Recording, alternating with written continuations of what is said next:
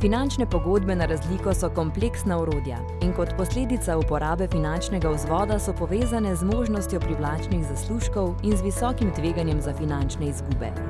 Zato morate pretehtati, ali resnično razumete delovanje finančnih pogodb na razliko in ali vaša finančna rezerva ustreza visokemu tveganju izgube, ki lahko nastane pri trgovanju.